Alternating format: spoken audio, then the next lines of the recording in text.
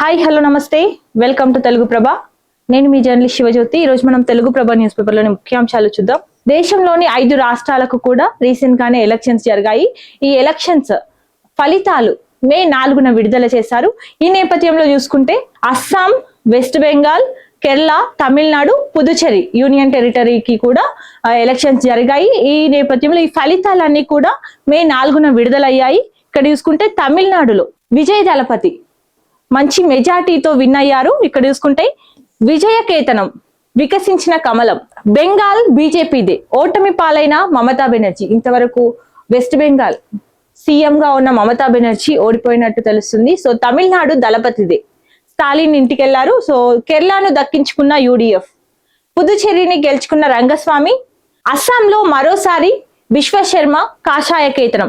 ఈసారి కూడా అస్సాంలో హిమంత విశ్వశర్మనే సీఎం అధికారంలోకి రానున్నారు. ఇక్కడ చూసుకుంటే భయం నుంచి అభివృద్ధి వైపు ముందడుగు వేస్తున్న బెంగాల్ అంటూ కూడా గంగోత్రి నుంచి గంగాసాగర్ వరకు కమలం వికసించింది అంటూ బీజేపీ కార్యాలయంలో ప్రసంగించిన ప్రధాని నరేంద్ర మోదీ. ఇక్కడ చూసుకుంటే ప్రజల తీర్పును గౌరవిస్తున్నాం, మా ఓటమిపై లోతైన విశ్లేషణ చేసుకుంటాం.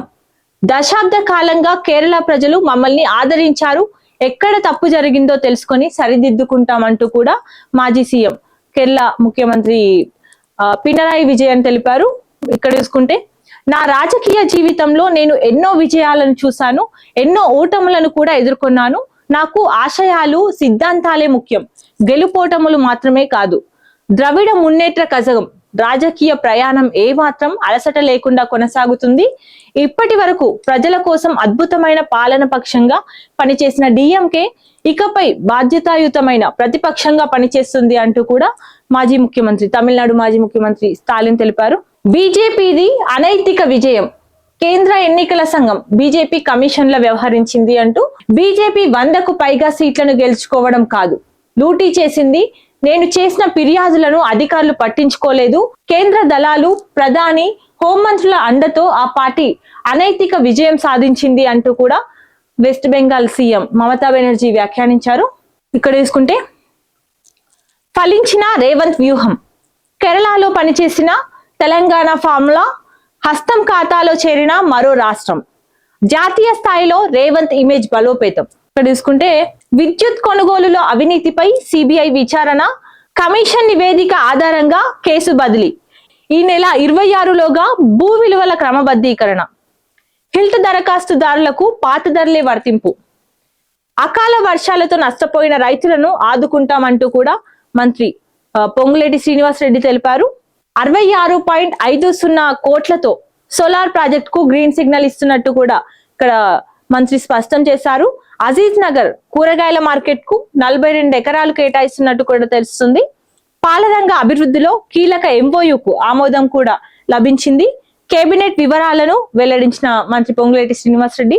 ఇక్కడ చూసుకుంటే తెలంగాణ బీజేపీలో జోష్, 5 రాష్ట్రాల ఎన్నికల ఫలితాలతో ఊపు, రాష్ట్ర వ్యాప్తంగా నాయకుల సంబరాలు. హైదరాబాద్ లో 10న మోదీ సభ నిర్వహించనున్నారు. దీంతో బీజేపీ శ్రేణుల్లో ఉత్సాహం నెలకొంది. ప్రాంగణానికి భూమి పూజ చేసిన రాష్ట్ర బీజేపీ అధ్యక్షులు రామచంద్రరావు మార్పు ప్రారంభమైంది అంటూ కూడా తను వ్యాఖ్యానించారు. ఇక్కడ చూసుకుంటే వేధించిన వెనక్కి తగ్గమంటూ ప్రతీకార రాజకీయాలతోనే బీఆర్ఎస్ నేతలపై కేసులు వేస్తున్నారంటూ కూడా బీఆర్ఎస్ వర్కింగ్ ప్రెసిడెంట్ కేటీఆర్ వ్యాఖ్యానించారు. సంగారెడ్డి జైలులో క్రిషాంక్ పరామర్శించారు.